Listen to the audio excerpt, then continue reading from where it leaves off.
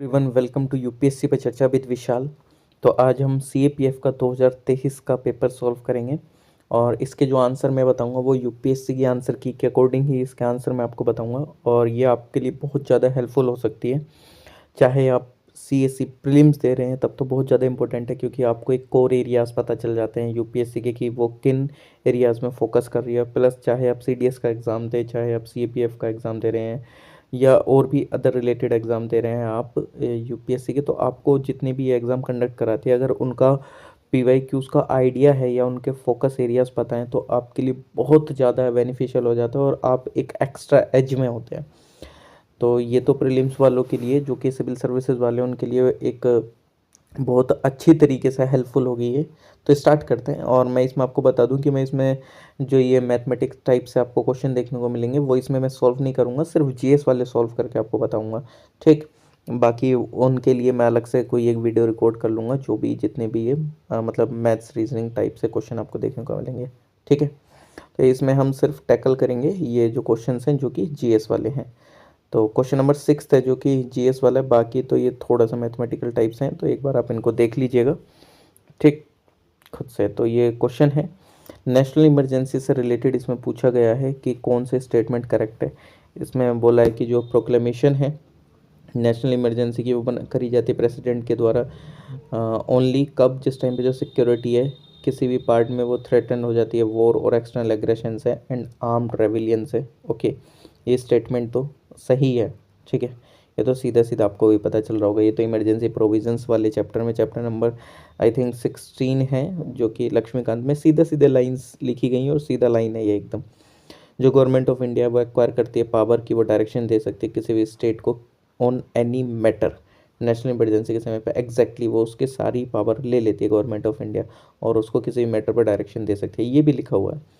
जो proclamation of emergency है वो does not suspend the state legislature, नहीं ऐसा कुछ नहीं है। वो सस्पेंड करना चाहे उस स्टेट लेजिस्लेचर को तो वो सस्पेंड कर सकता है, डिजोल्व करना चाहे डिजोल्व भी हो सकती है, वो डिपेंड करता है कंडीशन टू कंडीशन। नेक्स्ट है कि जो प्रोक्लेमेशन है इमरजेंसी का वो कंटिन्यू रह सकता है मैक्सिमम पीरियड 6 महीने के लिए एक बार में, ओनली इफ़ अगर अप्रूव करा जाए रिजोल्यूशन के द्वारा बोथ हाउसेज ऑफ पार्लियामेंट के थ्रू। नहीं ऐसा नहीं है भाई, देखो 6 महीने के लिए नहीं, वो इंडेफिनेट पीरियड के लिए भी रह सकता है। तो ये जो स्टेटमेंट है ये गलत है। तो आपके 1 और 2 3 सही है, ये तो सीधे सीधे ऑप्शन में जहाँ भी 1 2 3 दिखे उसको मार दो। तो इसका 6th वाले का जो आंसर हो जाएगा वो क्या हो जाएगा सर, सी हो जाएगा, क्योंकि पहले 3 तो स्टेटमेंट सही है, चौथा वाला स्टेटमेंट गलत है। ठीक, वो तो सीधा सीधा ही पता चल रहा है एकदम, लक्ष्मीकांत के बुक के उठा के चेप दिया है, ऐसा समझ लो। नेक्स्ट ये पूछ रहा है कि आपको इम्पीचमेंट के रिगार्डिंग जज के इनमें से कौन सा सुप्रीम कोर्ट के जज के इम्पीचमेंट के रिगार्डिंग कौन सा करेक्ट स्टेटमेंट नहीं है। तो जो करेक्ट स्टेटमेंट है पहले वो देख लेते हैं। देखो, कोई भी जो मोशन है इसमें बोल रहा है कि जो पास करा जाना चाहिए a motion address to the president signed by at least 100 member of both the houses of parliament is derived to the speaker. Okay, B option बोल रहा है कि जो मोशन है वो इन्वेस्टिगेट करा जाना चाहिए कमेटी के द्वारा, जिसके अंदर में 3 ज्यूरिस्ट होने चाहिए, मतलब 2 जज होने चाहिए सुप्रीम कोर्ट के, एक डिस्टिंग्विश्ड ज्यूरिस्ट होना चाहिए। तो आप इसका आंसर भी दे सकते हैं, अभी तो मैं आपको ऑप्शन पढ़ के बता रहा हूँ। इफ़ अगर जो कमेटी है वो फाइंड करती है जज को गिल्टी और मिसबिहेवियर, तो सफ़र कर रहा हो या इनकेपेसिटी से, जो मोशन है वो together with the report of the committee taken up for consideration in the house where the motion is pending, और जो जज है वो रिमूव करा जा सकता है प्रेसिडेंट के द्वारा। द जज will be removed after the president give his order for removal. Okay, तो अब आपको बताना है इसमें इम्पीचमेंट के रिगार्डिंग कौन सा इसमें गलत है। अरे भाई देखो, ये जो मोशन है ये एड्रेस होगा प्रेसिडेंट में, वो कितने मेंबर्स के द्वारा इसने बोल रखा है कि एटलीस्ट 100 मेंबर्स दोनों हाउसेस के, मतलब पार्लियामेंट के स्पीकर को जाके वो दें, मतलब ये जो मोशन है, ठीक है, जो आएगा सुप्रीम कोर्ट के जज के इम्पीचमेंट के लिए। ठीक, देखो ये जो 100 एटलीस्ट वाली मेंबर जो वाली ये जो चीज़ दे रखी है ना, ये गलत दे रखी है। अब ये गलत क्यों दे रखी है, अब आप मेरे को ये मेंशन करेंगे कि लोकसभा में कितने मेंबर्स की ज़रूरत हो जाती है और राज्यसभा में कितने की। इसने दोनों का बोल रखा है कि दोनों के एटलीस्ट 100 मेंबर। तो मैं आपको बता रहा हूँ कि ये जो चीज़ है ये गलत है। अब आप मेरे को बताओ कि ये क्यों गलत है, राज्यसभा के कितने मेंबर होंगे और लोकसभा के कितने मेंबर की ज़रूरत होती है, ये तो आपको सीधा पता होना चाहिए, सीधा एकदम भाई लक्ष्मीकांत को चेप रखा है, ऐसा समझ लो। ठीक है, और तो ये तो आपके लिए बहुत आसान होना चाहिए अगर आपने लक्ष्मीकांत अच्छे से पढ़ी है तो। नेक्स्ट क्वेश्चन इसमें पूछ रहा है कि इनमें से कौन सा जो है वो इंडिया के G20 की प्रायोरिटीज़ थे, green development, women lead development, climate finance या डिजिटल पब्लिक इंफ्रास्ट्रक्चर। तो इसमें जो आपका आंसर होगा 1 एंड 2, 1 2 एंड 3, 3 एंड 4 या 1 2 3 एंड 4। तो अगर आप देखेंगे तो जो एट्थ वाले का आंसर है वो है डी, यानी कि जो चारों हैं ये सारी प्रायोरिटीज़ थे, ग्रीन डेवलपमेंट भी, वुमेन लेड डेवलपमेंट भी, क्लाइमेट फाइनेंस भी, डिजिटल पब्लिक इंफ्रास्ट्रक्चर भी। ठीक, नेक्स्ट आपसे पूछे कि क्या ऑब्जेक्टिव्स हैं शार्क के, शार्क का क्या ऑब्जेक्टिव है। तो ये प्रमोट करना वेलफेयर पीपल का साउथ एशिया के, एंड इम्प्रूव करना क्वालिटी ऑफ लाइफ, या प्रमोट करना एंड स्ट्रेंथन करना collective self reliance among the countries of south Asia, या कंट्रीब्यूट करना टू म्यूचुअल ट्रस्ट में और अंडरस्टैंड करना एंड अप्रिशिएट करना एक दूसरे की प्रॉब्लम को, या वर्क करना towards ending cross border terrorism. तो 1 एंड 2, 1 2 3, 1 2 3 4, 3 एंड 4। तो इसका जो आंसर है वो है बी, यानी कि पहला, दूसरा एंड तीसरा सही है। पहला, दूसरा एंड तीसरा सही है। ये क्या है, to work ending cross border terrorism, cross border terrorism के लिए थोड़ी है ये। ठीक, इसके लिए तो अलग ऑर्गेनाइजेशंस भी है ना क्रॉस बॉर्डर टेररिज्म के लिए। नेक्स्ट है कि जो प्योर और डीमिनरलाइज्ड वाटर है जो कि फ्री है हर एक सोल्यूबल मिनरल्स सॉल्ट से जो कि ऑब्टेन होता है, which of the following method, कौन से मेथड से। ऑप्शन दे रखे हैं कि जिस टाइम पे हम पास करते हैं वाटर को माइक्रो फिल्ट्रेशन मेम्ब्रेन के थ्रू, या काल्गन्स मेथड, ये पास करते हैं वाटर को through a cation exchange and an anion exchange resin bed, या बॉइलिंग के थ्रू। तो इसका जो आंसर है वो है सी। ठीक, जिस टाइम पे हम पास करते हैं वाटर को cation exchange and anion exchange resin bed के थ्रू। ठीक, तो इसका आंसर क्या है आपका सी। ओके, नेक्स्ट बोलता है कि रेडॉक्स रिएक्शन, CSC वाले प्रीलिम्स वालों को अगर नहीं भी ध्यान है कोई दिक्कत नहीं, मैं बता दूंगा। आप मेरा वैसे भी साइंस एंड टेक वाली वीडियोस जाके देख सकते हैं, उसमें आप इन डिटेल में जान लेंगे साइंस के बारे में। तो इसमें रिएक्शन दी गई है। ठीक, इस रिएक्शन में बताना है कि कौन सा आइडेंटिफाई करिए इनमें से स्पीसीज जो कि एक्ट कर रही है as a oxidant and reductant respectively. तो मैं इसका सीधा आंसर बता देता हूँ, इसका आंसर है ए, यानी कि ये जो कॉपर है एंड जो सल्फ़र है Cu2S का, कॉपर सल्फाइड में से वो एज अ रिडक्टेंट काम कर रहा है, और जो कॉपर है वो ऑक्सीडेंट का काम कर रहा है।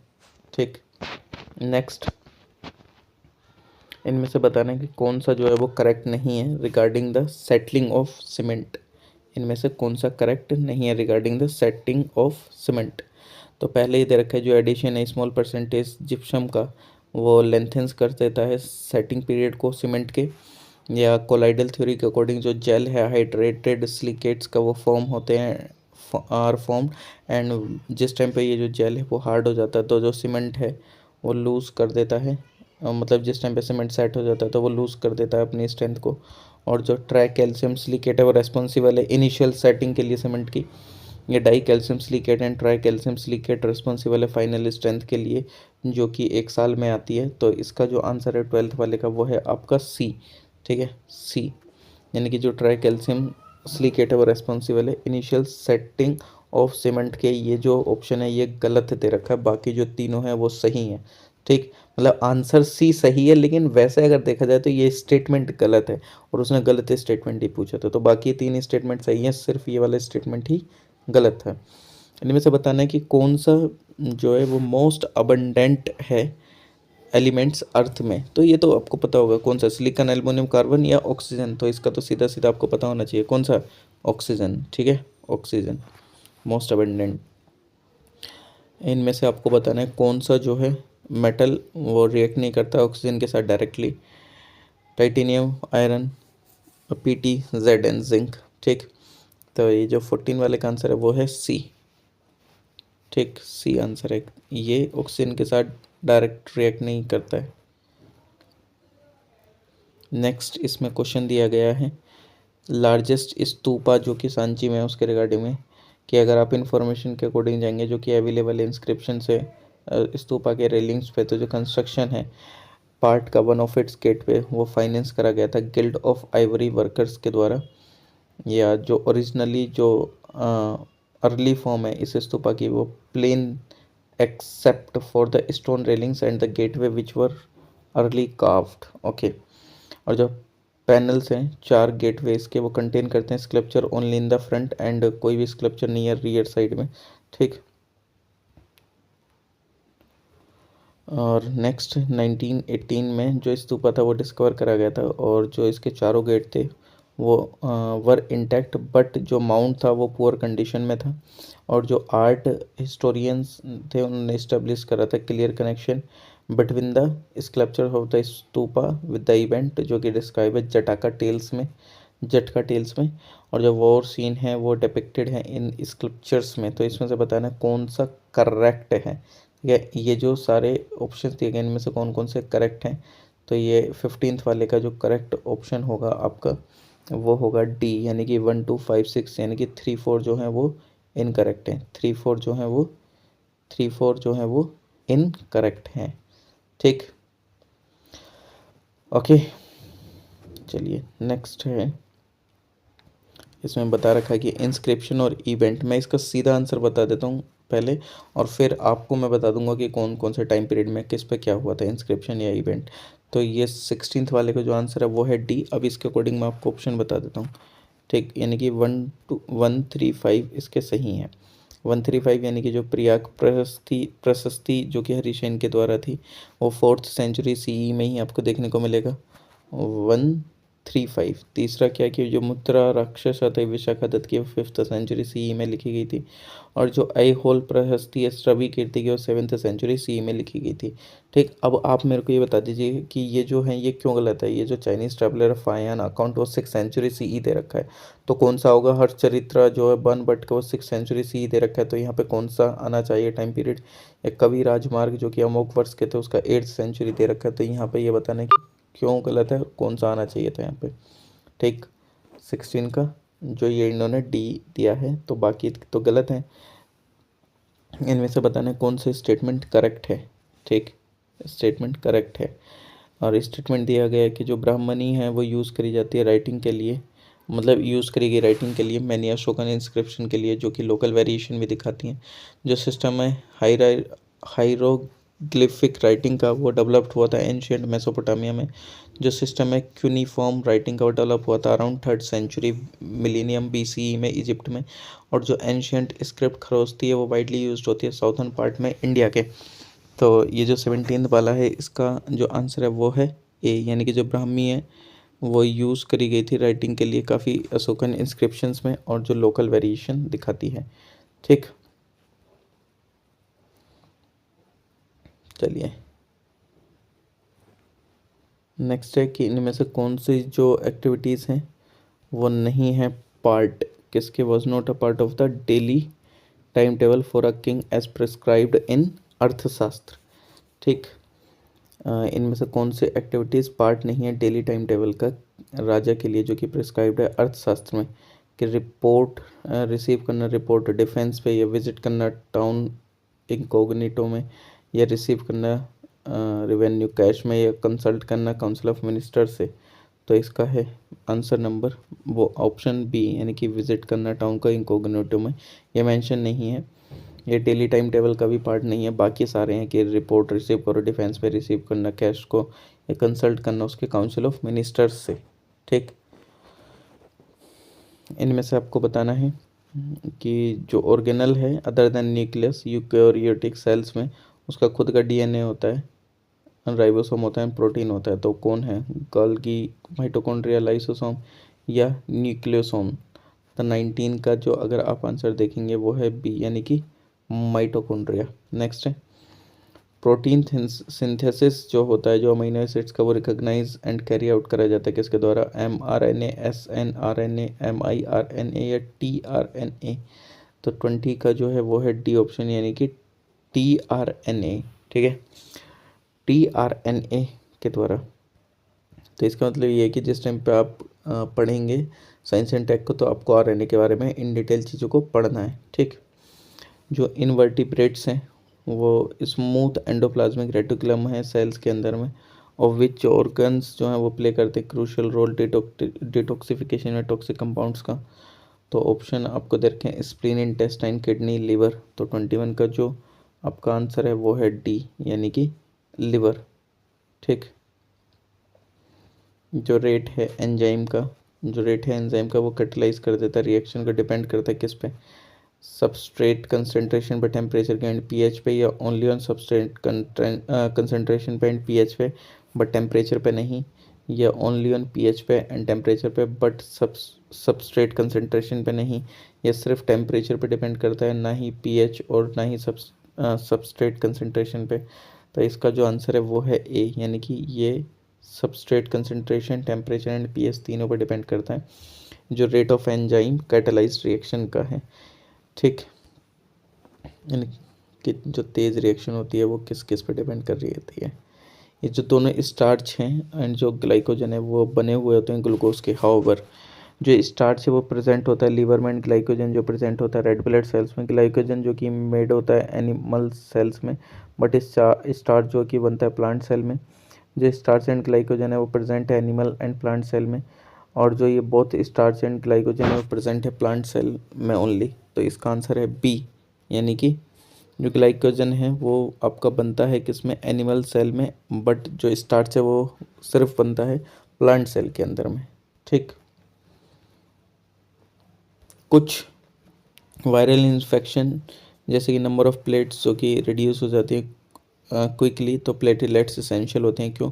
क्योंकि ये मतलब रेड ब्लड सेल के साथ कैरी करते हैं ऑक्सीजन, या प्लेटलेट्स जो है इम्पोर्टेंट है कैरी करने के लिए फूड सेल्स तक थ्रू ब्लड, या प्लेटलेट्स रिमूव करते हैं कार्बन डाइऑक्साइड ब्लड से। प्लेटलेट्स का रोल है ब्लड क्लोटिंग में, तो इसका आंसर है डी, यानी कि जो प्लेटलेट्स का रोल है ब्लड क्लोटिंग में। ठीक, नेक्स्ट है कि जो फोकस था सेकेंड 5 ईयर प्लान का वो क्या था, इस्टेब्लिश करना self reliant and self generating economy with emphasis on agriculture, rapid industrialisation करना है एम्फेसिस करके डेवलपमेंट पे, बेसिक एंड हैवी इंडस्ट्री पे, रिमूव करना पॉवर्टी एंड अटेनमेंट करना सेल्फ रिलायंस का, एक्सेलरेशन करना फूड ग्रेन प्रोडक्शन का, एंड इंक्रीज करना एम्प्लॉयमेंट एंड अपॉर्चुनिटीज़ और ओवरऑल प्रोडक्टिविटी। तो इस 25 का जो आंसर है वो क्या है, वो है बी, यानी कि रैपिड इंडस्ट्रियलाइजेशन पे था, और जो मेन जो एम्फेसिस था वो डेवलपमेंट पे था, बेसिक एंड हैवी इंडस्ट्रीज़ के। ठीक, 26 यानी कि जो एक इंडियन बिजनेस पर्सन है वो बाय करता है शेयर एक ब्रिटिश कार कंपनी में, ये जो ट्रांजैक्शन है वो रिफ्लेक्ट होगी किस में, बैलेंस ऑफ ट्रेड में, ना कि बैलेंस ऑफ पेमेंट में। बैलेंस ऑफ पेमेंट में होगी ना कि बैलेंस ऑफ ट्रेड में। Balance of payment and balance of trade दोनों में, ना ही बैलेंस ऑफ पेमेंट में और ना ही बैलेंस ऑफ ट्रेड में। तो इस 26 का जो आपका आंसर है वो है बी, यानी कि बैलेंस ऑफ पेमेंट में आएगी, ना ही बैलेंस ऑफ ट्रेड में। ठीक, 26 का। नेक्स्ट है इनमें से कौन सा जो है वो high frequency indicator Indian economy का, power consumption, IIP general index, या 10 year government and security yield. तो 1, 1 and 2 only, 2 and 3 only, 1, 2 and 3। तो इसका आंसर है डी, यानी कि 1, 2 एंड 3, यानी कि ये जो तीनों हैं यही एक हाई फ्रिक्वेंसी इंडिकेटर है इंडियन इकोनॉमी के। Power consumption, IIP general index, 10 year cold वो गवर्नमेंट सिक्योरिटी यील्ड। सपोज करिए कि जो इंडियन सिटीज़न है वो बनाता है इन्वेस्टमेंट अब्रोड एंड अर्न करता है एक पॉजिटिव रिटर्न अपनी इन्वेस्टमेंट पे, इनमें से कौन सा करेक्ट है। इसकी जो इनकम है वो पार्ट है इंडिया की जीडीपी का, बट पार्ट नहीं है इंडिया की नेशनल इनकम का। उसकी जो इनकम है वो पार्ट है इंडिया की नेशनल इनकम का, बट पार्ट नहीं है इंडिया की जीडीपी का। उसकी जो इनकम है वो पार्ट है बोथ इंडिया की जीडीपी एंड नेशनल इनकम का। या जो उसकी इनकम है वो ना ही पार्ट है इंडिया की जीडीपी का, ना ही नेशनल इनकम का। तो जो 28 है इसका आंसर है बी, यानी कि उसकी जो इनकम है वो पार्ट है इंडिया की नेशनल इनकम का, बट पार्ट नहीं है इंडिया की जीडीपी का। ठीक, इफ़ जो है कैश रिजर्व रेशियो वो लो कर दिया जाता है आरबीआई के द्वारा, तो सप्लाई जो है इकोनॉमी में वो रिमेन अनचेंज, डिक्रीज, इंक्रीज, या हैव एम्बिगुअस इम्पैक्ट। तो 29 का आंसर है क्या, सी, यानी कि इंक्रीज हो जाएगा। ये तो अगर आपको इन डिटेल में जानना है इकोनॉमिक्स को अच्छे से पढ़ना है, अगर आपको इकोनॉमी से डर लगता है तो मेरे रमेश सिंह वाली लेक्चर देख लीजिएगा, एकदम रियल लाइफ एग्जांपल देके मैंने आपको ये सारी चीज़ें समझाई हैं। तो CRR जिस टाइम पर लोअर होता है तो ऑब्वियसली बात है मनी सप्लाई इंक्रीज हो जाती है। ठीक, क्योंकि लोगों बैंकों के पास ज़्यादा पैसा रहेगा लोन देने के लिए। इनमें से कौन सा जो है वो मेन कोज है एसिड रेन का। सन जो है वो ज़्यादा हीट कर देता है अपर लेयर में एटमॉस्फेयर की, है जो बर्निंग ऑफ फॉसिल फ्यूल की वो रिलीज़ करती है ऑक्साइड्स, हाँ, कार्बन, नाइट्रोजन एंड सल्फर के एटमॉस्फेयर में। ये जो इलेक्ट्रिकल चार्जेस है वो प्रोड्यूस होते हैं फ्रिक्शन के कारण क्लाउड्स में। ये जो एटमॉस्फेयर है अर्थ का वो कंटेन करता है एसिड। तो 30 का आंसर है बी, यानी कि जो बर्निंग है फॉसिल फ्यूल की वो रिलीज करती है oxides carbon nitrogen and sulphur के एटमॉस्फेयर के अंदर में। नेक्स्ट क्वेश्चन है कि जो बायोगैस है वो कंसिडर करा जाता है एक एक्सीलेंट फ्यूल जो कि बर्न होता है विदाउट स्मोक। तो मेन कॉन्स्टिट्यूएंट बायोगैस का क्या है, मीथेन, हाइड्रोजन, कार्बन डाइऑक्साइड या हाइड्रोजन सल्फाइड। तो अगर आप देखेंगे तो इसका आंसर है ए, यानी कि मीथेन। ठीक, मीथेन है जो मेन कॉन्स्टिट्यूएंट है बायोगैस का। नेक्स्ट है कि जो डिप्लीशन है एटमॉस्फेरिक ओजोन लेयर की लास्ट सेंचुरी में वो क्यों हुई है, फ्लोरोकार्बन की वजह से, कार्बन मोनोऑक्साइड की वजह से, मीथेन की वजह से, पेस्टिसाइड की वजह से। तो 32 का जो आंसर है वो है आपका ए, यानी कि क्लोरोफ्लोरोकार्बन की वजह से। नेक्स्ट क्वेश्चन देखते हैं कि इनमें से कौन सा जो है वो ट्रू है फ्री फॉलिंग ऑब्जेक्ट के रिगार्डिंग में, कि ये मूव करता है यूनिफॉर्म वेलोसिटी के साथ, मूव करता है यूनिफॉर्म इसके स्पीड के साथ, ये मूव करता है नॉन यूनिफॉर्म एक्सेलरेशन के साथ, ये मूव करता है यूनिफॉर्म एक्सेलरेशन के साथ। तो ये जो 33 है इसका आंसर है डी, यानी कि ये मूव करता है कि यूनिफॉर्म एक्सेलरेशन के साथ, it moves with a uniform acceleration. 34 जो है ये आपका न्यूमेरिकल है, इसको नहीं करेंगे। चलो ये बेसिक साइंस का क्वेश्चन है कि इनमें से कौन सा कंजर्वेशन लॉ जो है वो कॉन्सिक्वेंस है Newton third law of motion का, conservation of energy, conservation of momentum, conservation of charge, conservation of mass. तो इसका 35 का जो आंसर है वो है बी, कंजर्वेशन ऑफ मोमेंटम का। ठीक, और अगर आपको साइंस को अच्छे से जानना है तो मेरी प्लेलिस्ट में जाकर आप पढ़ सकते हैं। नेक्स्ट क्वेश्चन है कि इनमें से कौन सा जो परमिएबल रॉक है जो कि अलाउ करती है वाटर का कि वो पास हो जाए उससे। तो ग्रेनाइट, लाइमस्टोन, क्वार्टजाइट या शिल। अरे यार ये तो बहुत बेसिक बेसिक क्वेश्चन है कि नहीं। तो इसका है आंसर बी, यानी कि लाइमस्टोन जो है वो है एक परमिएबल रॉक। नेक्स्ट क्वेश्चन है कि इनमें से कौन सा जो है वो deepest inland and protected port है ईस्ट कोस्ट पे भारत के, चेन्नई, पारादीप, तूतीकोरिन, विशाखापट्टनम। तो 37 का आंसर है क्या, डी, यानी कि विशाखापट्टनम।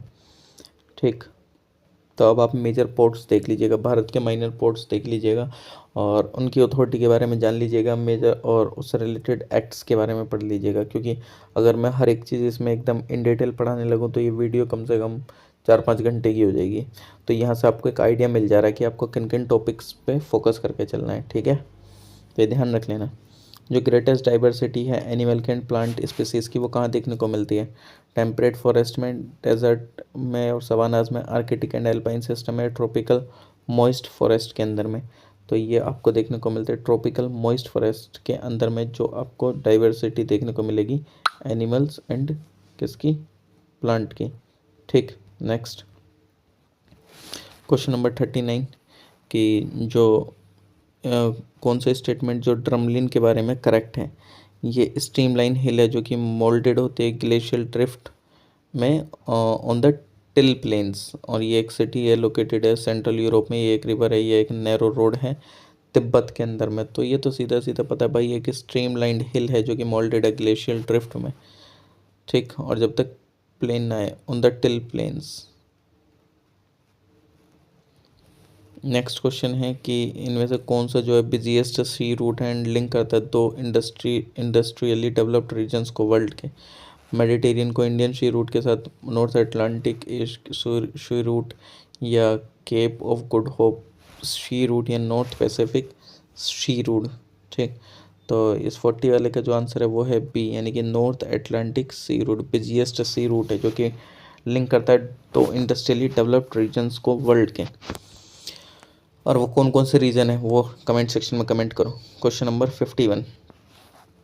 51 तो आपको ये मतलब स्टेटमेंट दिए उसके अकॉर्डिंग में आपको फाइंड आउट करना है कि कौन सा ऑप्शन सही है।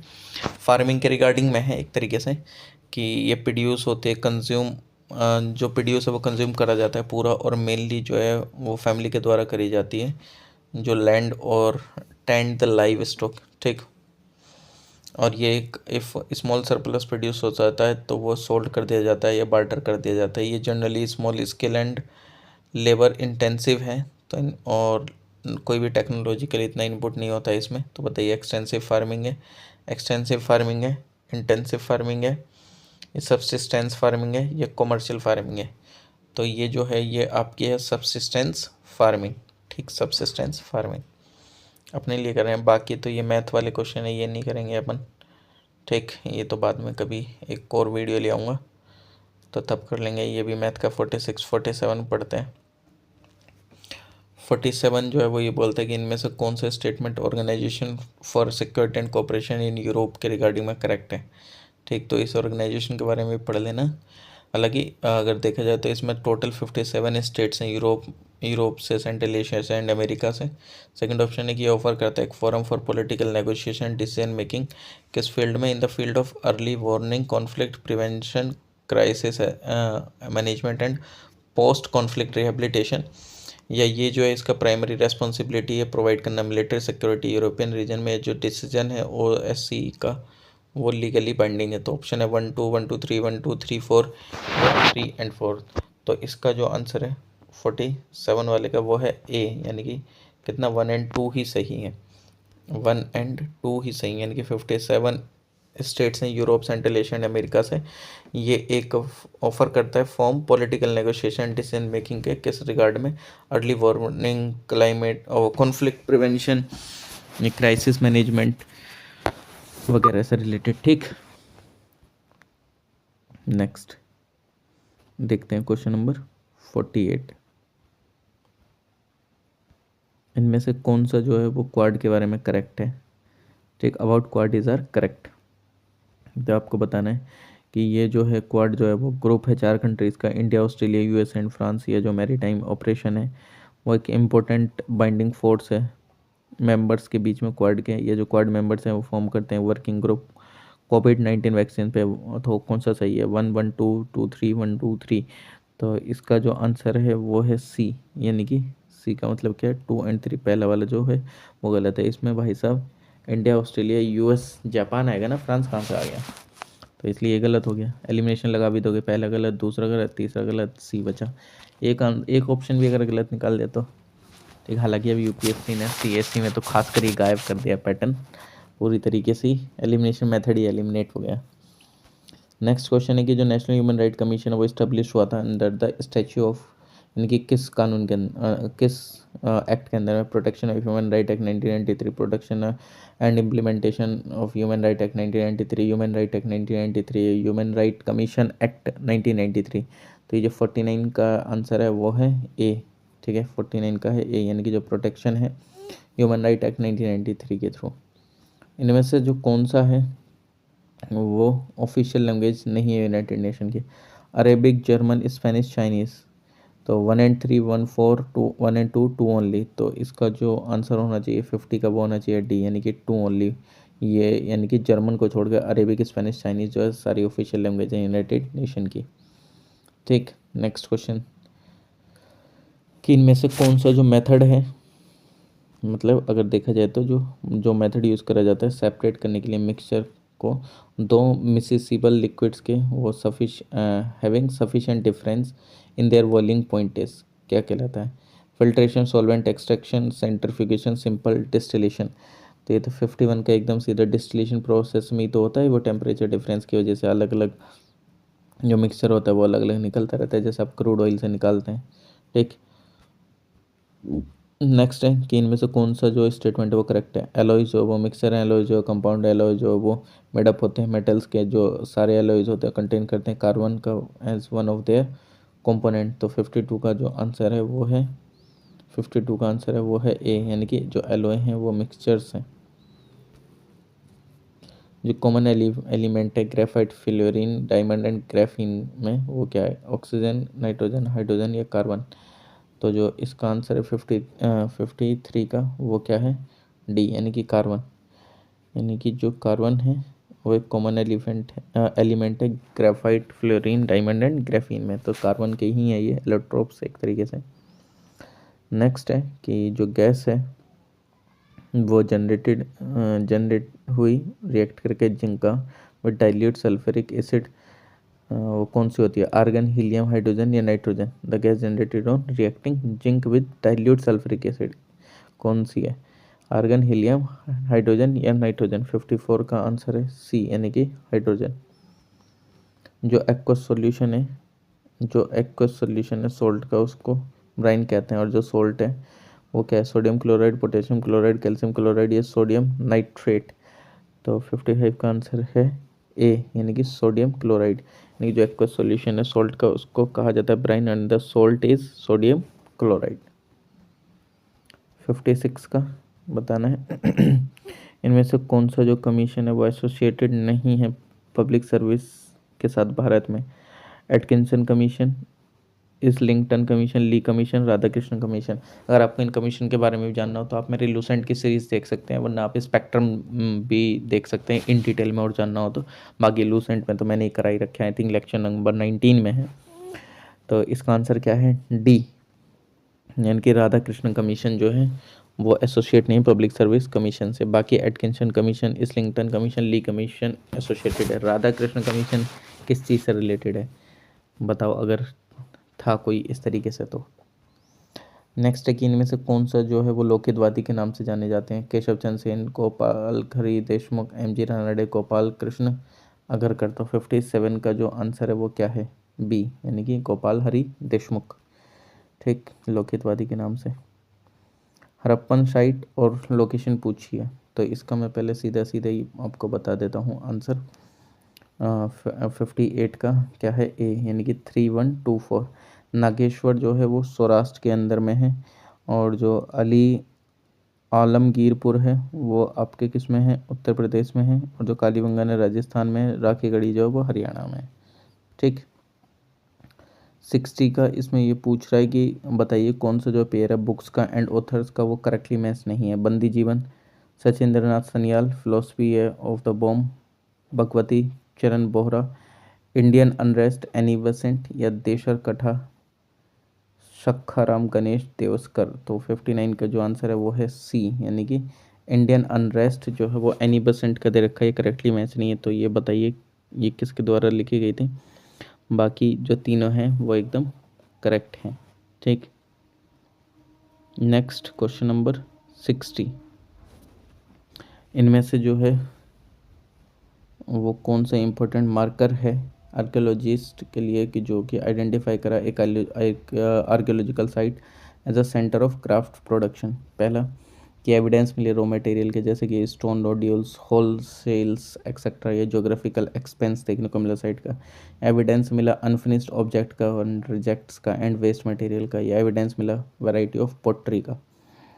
तो इसमें बताइए 60 वाले में कौन सा ऑप्शन सही है। 1, 1 एंड 3, 2 एंड 4, ये 3 ओनली। तो इसका जो आंसर है 60 वाले का वो है बी, यानी कि 1 एंड 3 ओनली सही है। ठीक कीजिए। एविडेंस मिला रॉ मटेरियल्स का, stones nodules, whole shells etcetera. ये एविडेंस मिला अनफिनिश्ड ऑब्जेक्ट का, रिजेक्ट्स का, एंड वेस्ट मटेरियल्स का। चलिए नेक्स्ट क्वेश्चन देखते हैं, क्वेश्चन नंबर 61 कि इन ह्यूमंस जो यूरिया है वो मेनली फॉर्म होता है मेटाबॉलिज्म से। विच one of the following component of food, fatty acid, vitamins, amino acids, या ग्लूकोज।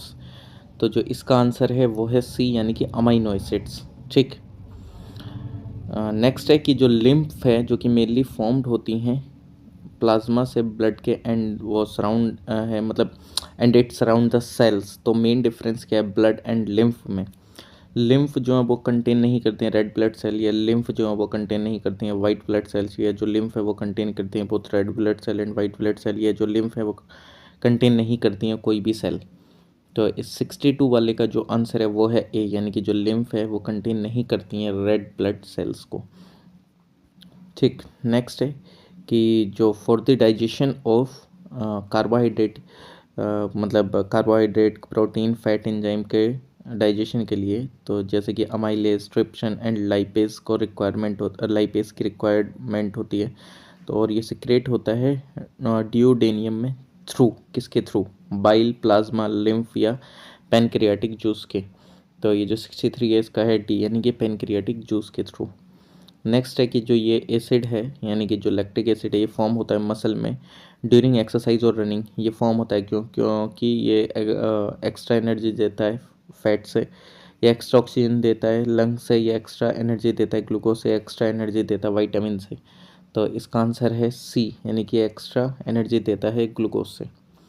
नेक्स्ट है कि जो फिजिकल डेफिसिट है ये तो आप पूरा एकदम डिटेल में पढ़ सकते हैं मेरे उसमें जाके, सीरीज़ में जो कि इकोनॉमिक्स वाली है कि इसका मतलब क्या है फिजिकल डेफिसिट यूनियन बजट में जो होता है। इसका तो मैं सीधा सीधा आंसर बता देता हूँ। इसका सी यानी कि जो सम है बजट डेफिसिट्स का एंड जो नेट इंक्रीज है इंटरनल एंड एक्सटर्नल बोरोइंग्स में, ठीक।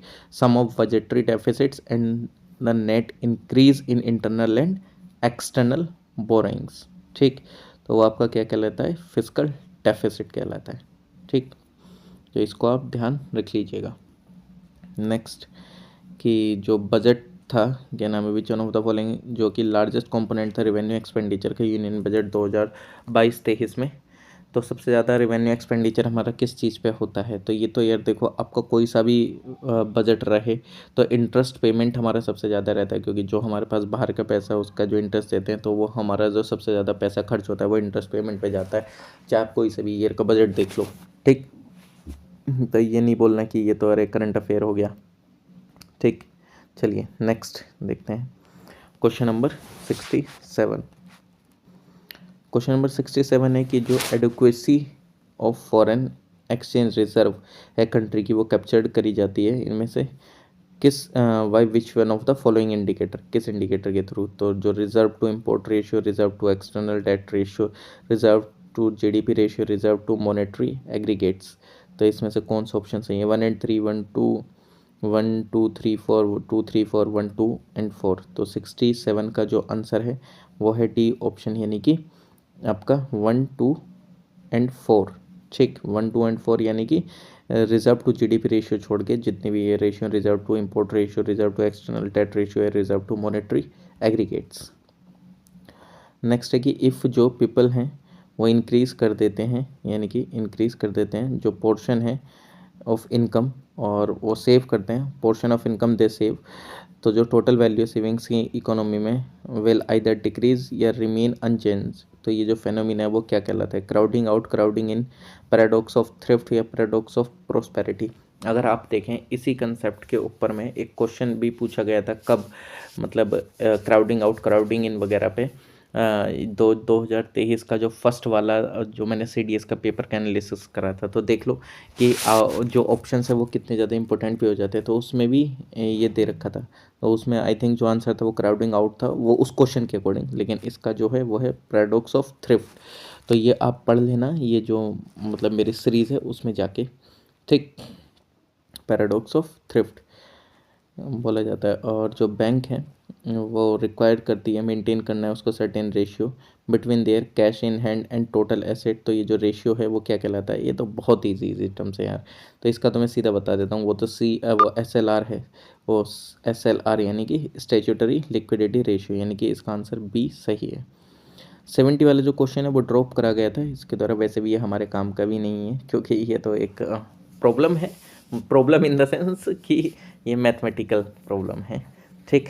तो चलिए नेक्स्ट, ये भी नहीं करते हैं हम, हमारे अभी काम का नहीं है, ठीक। ये भी experiment low will be opposite experiment, ये भी नहीं करते हैं, छोड़ो इसको, CSC वालों के लिए इतना इम्पोर्टेंट नहीं है। बाकी आप देखना चाहें देख सकते हैं कभी आप बोलें। तो इनमें से कौन सा जो है करेक्टली एक्सप्लेन करता है जो ये चेंज होता है सीजन में अर्थ पे, तो वो tilt of the earth axis की वजह से ये रोटेशन जो होता है अर्थ का, उसके एक्सिस पे जो रिवोल्यूशन होता है मून का, मून का सन के चारों तरफ, या जो इंट्रैक्शन होता है अर्थ का अदर प्लैनेट्स के साथ। तो जो 73 है उसका आंसर है ए, यानी कि जो अर्थ का जो टिल्ट है अपनी एक्सेस पे, उसकी वजह से आपको चेंज देखने को मिल जाएगा सीज़न में। क्यों, क्योंकि इसी की वजह से जो सूरज की किरणें हैं उसमें पढ़ने में थोड़ा सा ऊपर नीचे हो जाता है एंगल, तो इस वजह से वो सीजन चेंज हो जाता है, ठीक। तो नेक्स्ट क्वेश्चन है 74 क्वेश्चन देख लेते हैं, जो कि बताता है, ये 2-3 स्टेटमेंट दिए हैं कि जो फर्स्ट है कि जो ग्रेट नॉर्थन प्लेन है वो फॉर्म होता है बेसिन्स के द्वारा, 3 डिस्टिंक्ट रिवर सिस्टम से, Indus, Ganga and Brahmaputra. Second, one of the most densely populated area है अर्थ पे ये, और जो between the Yamuna at Delhi and जो बे ऑफ बंगाल है नियरली 1600 किलोमीटर दूर है। देर इज़ अ ड्रॉप आपको देखने को मिलेगा 200 मीटर का एलिवेशन में। तो इनमें से कौन से स्टेटमेंट सही हैं, तो इसका जो स्टेटमेंट है 1 2 3 2 and 3 1 and 2 1 and 3, तो 74 वाले का जो आंसर है वो है ए, यानी कि 1 2 and 3 सही है। नेक्स्ट आपको 75 क्वेश्चन में दिया गया है, आपको स्टेटमेंट दिए गए हैं कि जो काफ़ी सारे जो वर्ल्ड के लार्जेस्ट माउंटेन है वो जो चेन है उसकी एग्जिस्ट होती है बीनीथ द सी। और कुछ माउंटेन की जो चेन है वो रिवील्ड है एज एन आइलैंड आर्क, और जो मिड ओशियनिक रिज है वो फॉर्म करती है लॉन्गेस्ट माउंटेन चेन। ये जो मिड अटलांटिक रिज है वो राइजेस होती है 33 metre above the floor of the Atlantic. तो इनमें से कौन कौन से स्टेटमेंट सही है? 1 and 2 3 and 4 1 2 and 4 1 2 and 3। तो 75 का जो आंसर है वो है डी, यानी कि 1 2 and 3 सही है और ये जो फोर्थ है गलत है। ठीक है, नेक्स्ट इसमें मैच द फॉलोइंग है ये 76 वाले में। तो इसका तो मैं आंसर सीधे ही आपको बता देता हूँ करके। इसका आंसर है सी, यानी कि 3142। यानी कि जो प्रेरीज है वो आपको कहाँ देखने को मिलता है? ग्रासलैंड वो नॉर्थ अमेरिका में, और जो स्टेपीज है वो आपको देखने को मिलता है यूरेशिया में, और जो पेम्पाज है वो आपको देखने को मिलता है साउथ अमेरिका में, और जो वेल्ड है वो आपको साउथ अफ्रीका में देखने को मिलता है। ठीक है, तो इसका जो आंसर है 76 का वो है सी। नेक्स्ट 77 वाले का देख लेते हैं। स्टेटमेंट दिए हैं ये मिलेट्स से रिलेटेड, क्योंकि आपको बताया मिलेट्स ईयर बनाया गया था, इंटरनेशनल ईयर ऑफ मिलेट्स। तो मिलेट्स जो है उनको ऑफनली रेफर करा जाता है क्लाइमेट रेसिलिएंट क्रॉप, बिकॉज ये ग्रो हो सकती हैं एरिड लैंड पे मिनिमल इनपुट एंड मेंटेनेंस के साथ। मिलेट्स जो है वो गुड सोर्स है मिनरल्स का, डाइट्री फाइबर का, एंटीऑक्सीडेंट का एंड प्रोटीन का। मिलेट्स जो है इंक्लूड करती हैं सोरगम, और लगभग less than 3% global grain cut feed भी होता है। तो कौन से सही है? 1 and 2 1 and 3 2 and 3 1 2 and 3। तो जो इसका स्टेटमेंट है 77 का वो कौन सा सही है? डी। ठीक है, 77 का यानी कि डी 1 2 and 3, यानी कि ये जो हैं वो तीनों ही सही हैं। तो ये तो आपको वैसे ही पता होना चाहिए था, क्योंकि इंटरनेशनल ईयर ऑफ मिलेट्स मनाया गया था। नेक्स्ट ये नहीं करेंगे, ये हमारे अभी काम का नहीं है। ठीक, ये बाकी मैथ्स वाले में अगर मैं तब करूँगा तो तब मैं इनको सॉल्व कर दूँगा, बट अभी नहीं करेंगे इसको। ठीक अभी तो सिर्फ जीएस का करेंगे, 81 वाला भी नहीं करेंगे। अर्थमेटिक मीन, हार्मोनिक मीन, ये 82 हाउ मैनी 3 डिजिट्स पॉसिबल, ये भी नहीं करते हैं अभी, ये बाद में करेंगे। अभी मतलब जब मैं मैथ्स का लेके आऊँगा तो एक ही बार में मैं सारा कर दूँगा, PYQs अलग अलग ईयर के। अभी तो सिर्फ जीएस करेंगे। इनमें से कौन सा स्टेटमेंट करेक्ट है? आपसे पूछा गया कि जो पॉपुलेशन एजिंग है is the process by which the share of the older population become proportionately lesser. यानी कि जो पॉपुलेशन एजिंग है वो एक प्रोसेस है जिसमें जो शेयर ओल्डर पॉपुलेशन का वो प्रोपोर्शनलिटी लेसर होता है, लेकिन जो काफ़ी जो डेवलप्ड कंट्रीज़ हैं जो पॉपुलेशन है वो हायर देखने को मिलेगी, हायर एज ग्रुप्स देखने को मिलेगा। The population in higher age group has increased. ठीक, जो डेवलप्ड कंट्रीज़ के अंदर में जो हायर एज ग्रुप की जो पॉपुलेशन है वो इंक्रीज हुई है। अगर आप देखेंगे तो 2024 के प्रीलिम्स में क्वेश्चन आया था। ठीक, तो इसलिए ये हमारे लिए ज़रूरी हो जाते हैं इनका एक मतलब हमें आइडिया लेना कि किस किस टॉपिक से क्वेश्चन बन सकते हैं, आपको सीधा सीधा पता चल जाता है। तो ऑप्शन दिए गए हैं, तो इनमें से कौन सा सही है? 1 only 2 only 1 and 2 neither 1 nor 2। तो इसका जो आंसर है 83 वाले का वो आपका क्या है? वो है बी, यानी कि 2 only। ठीक, वो 2 only सही है। ह्यूमन ज्योग्राफी पढ़ लेना इसके लिए। ठीक है,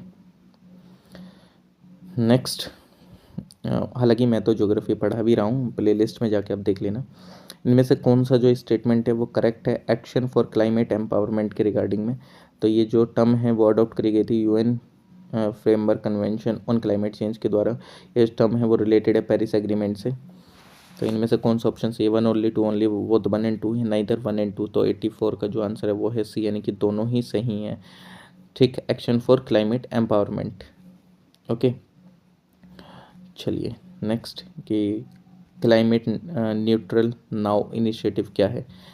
क्लाइमेट न्यूट्रल नाउ इनिशिएटिव क्या है? ये इनकरेज करता है ऑर्गेनाइजेशन को and other interested stake holder को कि वो एक्ट करें in order to achieve carbon neutral world 2030 तक, और ये ड्राइव करें अपना एम पेरिस एग्रीमेंट से।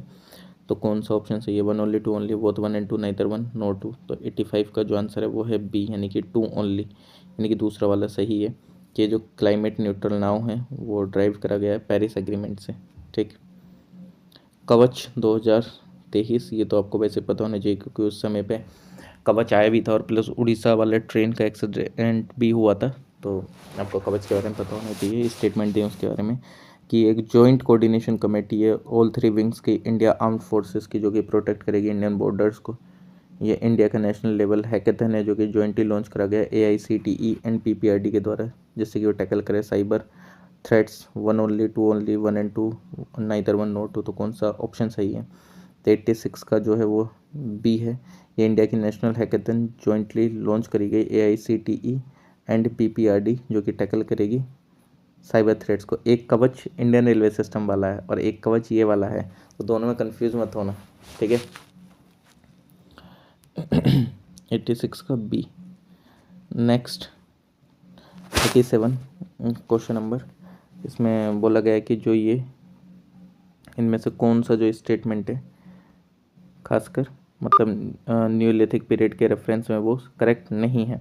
तो जो करेक्टरिस्टिक फीचर है पीरियड का, जो कि इंक्लूड करता है ground and polished stone tools, agriculture, animal domestication हुआ था इस समय, पोट्री वगैरह आपको देखने को मिलेगी। ये जो ये समय है इसको न्यू स्टोन इसके नाम से जाना जाता है। ये जो करेक्टरिस्टिक फीचर है अपीयर्ड होता है almost at the same time various part में सब कॉन्टिनेंट के। या जो अर्लियर एविडेंस एग्रीकल्चर के फाउंड होते हैं मेहरगढ़ से अराउंड 8000 BCE के। तो इसका जो आंसर है 87 का वो है सी, यानी कि ये वाला गलत है, बाकी सारे सही हैं। यानी कि ये ऑप्शन सही है वैसे, लेकिन वैसे ही गलत है, बाकी 3 ऑप्शन सही हैं। ठीक, आंसर के अकॉर्डिंग ये सही है क्योंकि गलत पूछा था और बाकी 3 आंसर सही हैं। ठीक, इनमें से कौन सा जो है वो पोट्री का टाइप नहीं है, OCP, OCCE, NVP या BRW। तो ये आपको अगर जानना है तो मेरी लूसेंट की सीरीज़ में भी अच्छे से पढ़ सकते हैं इसके बारे में। तो इसका आंसर है बी, यानी कि CCE कोई भी एक पार्ट नहीं है पोट्री का। पोट्री टाइप है ना नॉर्थन ब्लैक पोट्री इस तरीके से। ठीक, और बाकी आप इनके फुल फॉर्म लिख सकते हैं कमेंट सेक्शन में अगर आपको पता है तो। इनमें से कौन सा फॉलोइंग पॉलिटिकल सेंटर है जो कि आपको मेंशन देखने को मिलेगा सुखन इंस्क्रिप्शन में, इंद्रप्रस्थ, कौशाम्बी, सुवर्णगिरी या कांधार। तो जो इसका आंसर है 89 वाले का वो है सी, यानी कि सुवर्णगिरी। ठीक, इसका मेंशन आपको देखने को मिल जाता है सुकन इंस्क्रिप्शन में। इनमें से कौन सा जो है मतलब with reference to ancient Indian coin वो करेक्ट नहीं है। कि जो इंडो ग्रीक है वो उन्होंने इशू करे थे फर्स्ट कॉइन्स जो कि बियर करते हैं नेम एंड इमेज रूलर्स का। ये जो कुषाण है उनने इशू करा था फर्स्ट गोल्ड कॉइन। जो कुषाण है उनके जो गोल्ड कॉइन्स थे वो डिफरेंट थे वेट में फ्रॉम द कॉइन्स जो कि इशू करे गए थे रोमन एम्परर्स के द्वारा। ये जो कुषाण थे उनके जो गोल्ड कॉइन थे वो आपको मिलेंगे सेवरल साइट से, नॉर्थ इंडिया के एंड सेंट्रल एशिया से। तो 90 का आंसर है सी, यानी कि जो कुषाण है और जो गोल्ड कॉइन्स है वो डिफरेंट थे वेट्स में जो कि इशू करे गए थे रोमन एम्परर्स के। तो ये ऑप्शन गलत है। ठीक, बाकी सारे ऑप्शन सही हैं, लेकिन आंसर के अकॉर्डिंग ये सही है क्योंकि नॉट करेक्ट पूछा था। ठीक,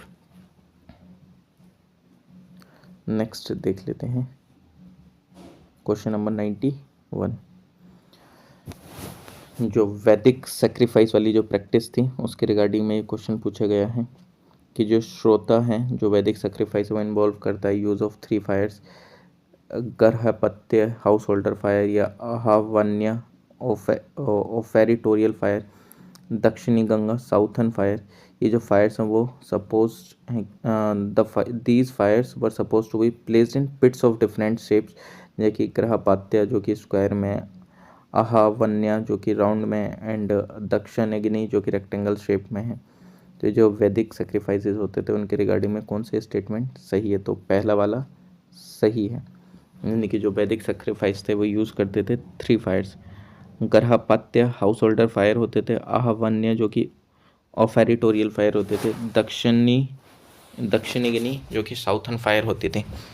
ठीक, नेक्स्ट क्वेश्चन नंबर 92। इनमें से आपको बताना है कि जो ट्रांस साइबेरियन रेलवे थी जो कि पिट्सबर्ग से व्लादिवोस्टॉक थी वो कहाँ से कहाँ तक नहीं जाती है। ठीक, does not run across Altai range, Caucasus mountain और Ural mountain Ob and Yenisei river. तो अगर आपको वर्ल्ड मैप काफ़ी अच्छे से आता है तो भाई आप एकदम सीधा सीधा भी लगा सकते थे।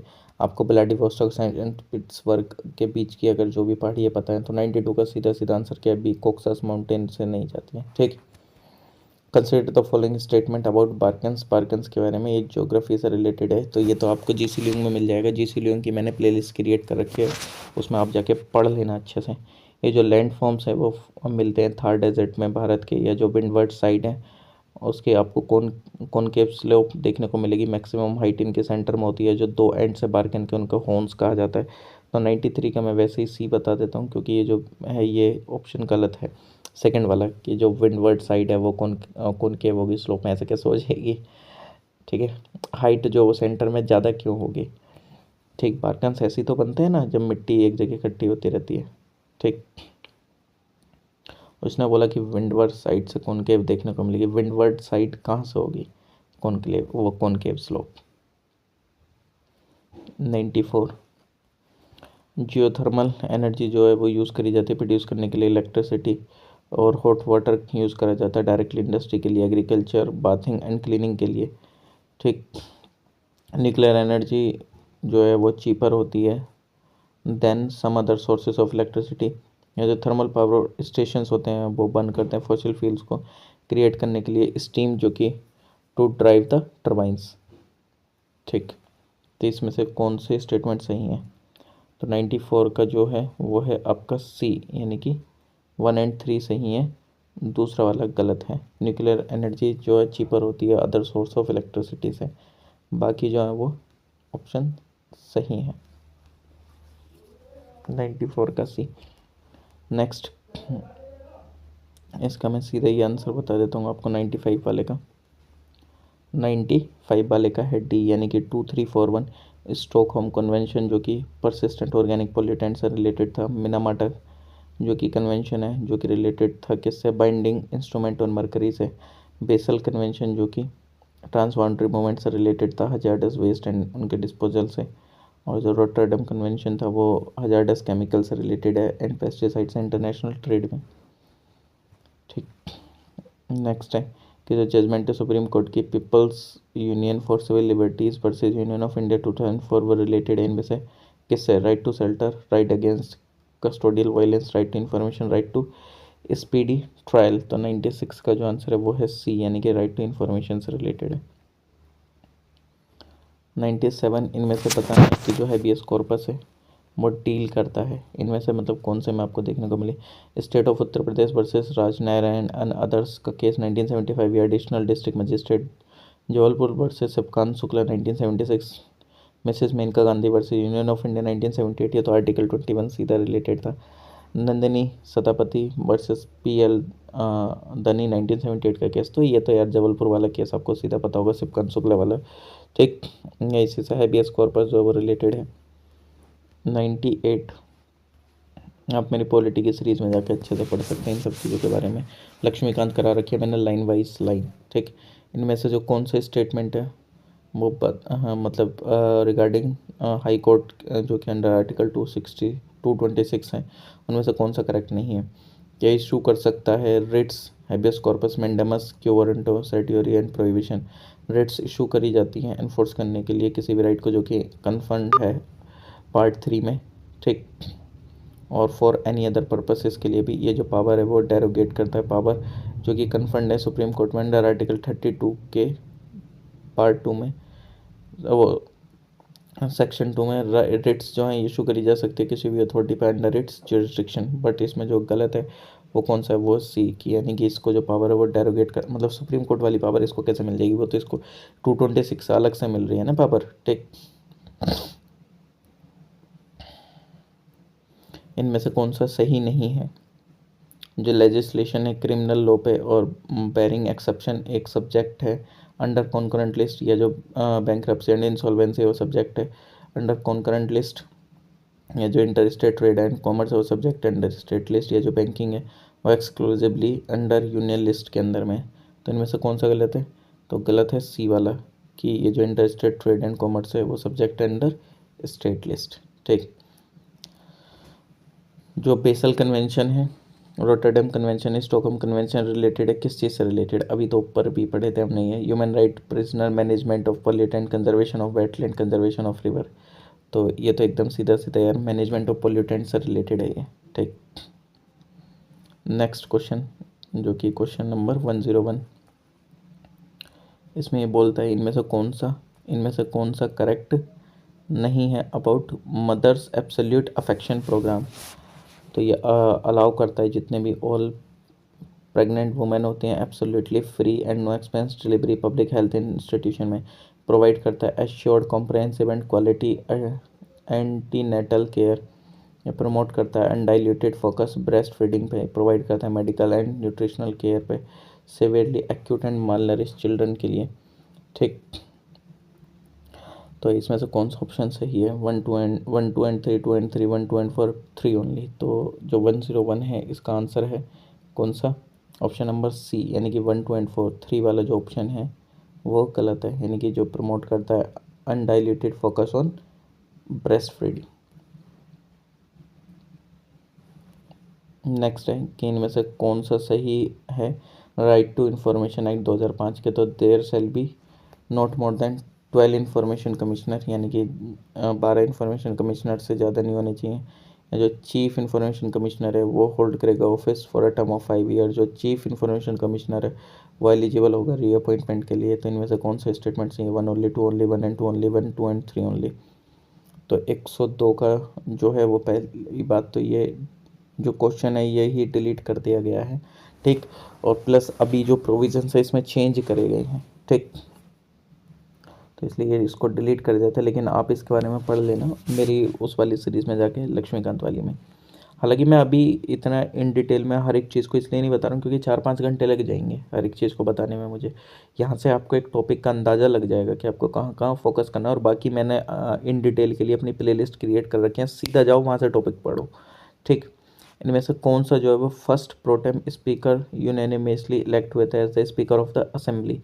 रवि राय, हिरेन मुखर्जी, सोमनाथ चटर्जी या पी ए संगमा? तो 103 का जो आंसर है वो है सी, यानी कि सोमनाथ चटर्जी, ठीक। ये प्रोटेम स्पीकर यानी कि वही जो कि जिस टाइम पे लोकसभा बनती है तो उस टाइम पे शपथ दिलाने के लिए मेंबर्स को तो वो बनाए जाते हैं, जिस टाइम पे एकदम परमानेंटली स्पीकर नहीं आ पाते हैं, तो इसलिए। और इनमें से बताना है कि जो जैनिज्म के अकॉर्डिंग रेफरेंस में, तो वर्धमान महावीर जो थे उन्होंने अटेंड करा Kaivalya outside the town of Jrimbhikagrama on the bank of river Rijupalika, किस in the field of house holder and Samaga. और जो स्टेट है जिस टाइम पे जो कर्म पार्टिकल्स हैं वो एक्चुअली बिगन होते हैं फ्लो करना टूवर्ड्स द जीव और बाइंड करने के लिए, उसको असरवा बोला जाता है।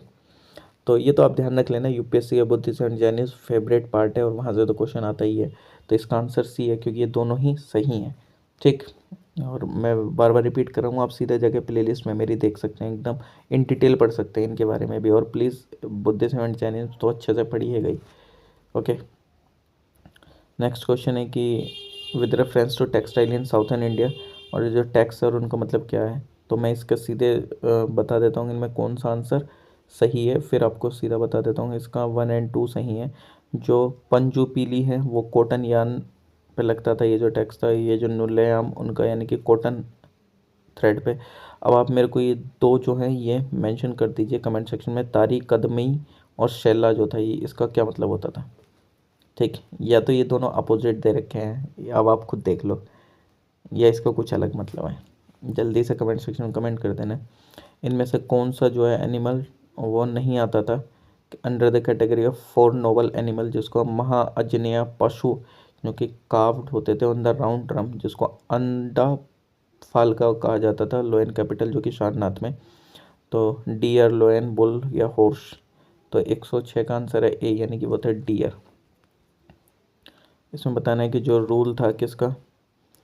विंध्या शक्ति का ड्यूरिंग द पीरियड जो कि प्रेसिडिंग गुप्ता एज, वो एसोसिएटेड था इनमें से किस डायनेस्टी के साथ? तो जो 107 का आंसर है वो है ए, यानी कि वकाटकास डायनेस्टी के साथ एसोसिएटेड था। इनमें से जो है कौन सा एंशियंट इंडियन मेडिकल ट्रीटीज जो कि हॉर्सेस के लिए थी, उसको अश्वशस्त्र जो कि एट्रीब्यूट है इनमें से किस पर्सन के लिए? बाघभट्ट 7th सेंचुरी वाले, या शाहिलोहोत्र, या भारती हरि 7th सेंचुरी के, या ब्रह्महीरा 6th सेंचुरी के? तो इसका आंसर है बी, यानी कि द सेज शाहलीहोत्रा, ठीक।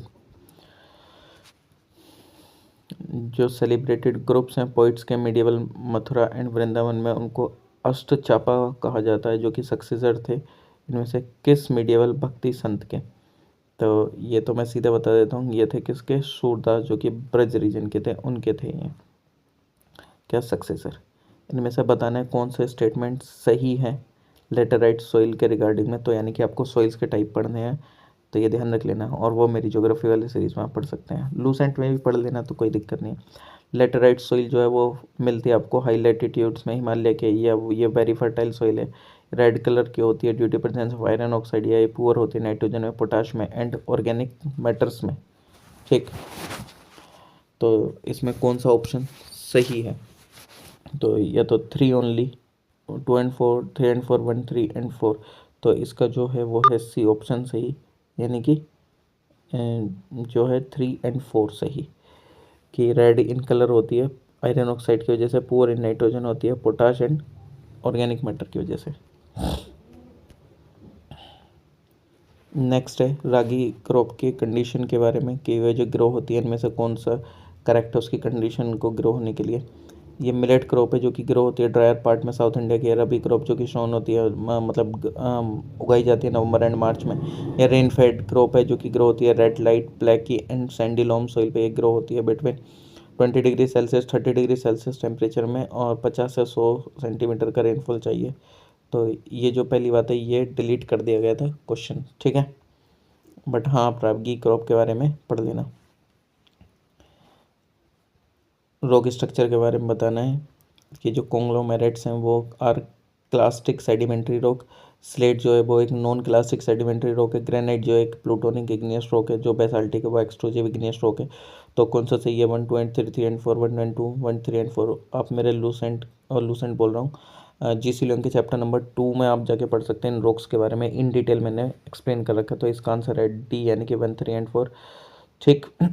स्लेट जो है वो नॉन क्लास्टिक सेडिमेंट्री रॉक वाला जो ऑप्शन है ये गलत है, बाकी तीनों सही हैं।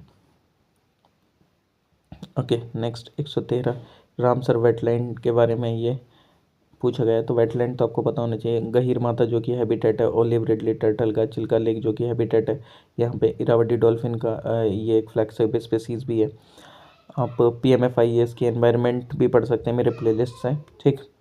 नाल की फ्लैगशिप स्पीसीज क्या होती है? नाल सरोवर वेटलैंड जो है कि वो हैबिटेट है इंडियन वाइल्ड एस खुर का। जो सो मोरी वेटलैंड है वो हैबिटेट एंड ब्रीडिंग ग्राउंड है ब्लैक नेक्ड क्रेन का। तो 113 का जो आंसर है वो है डी, यानी कि ये जो है ये चारों सही ऑप्शन हैं।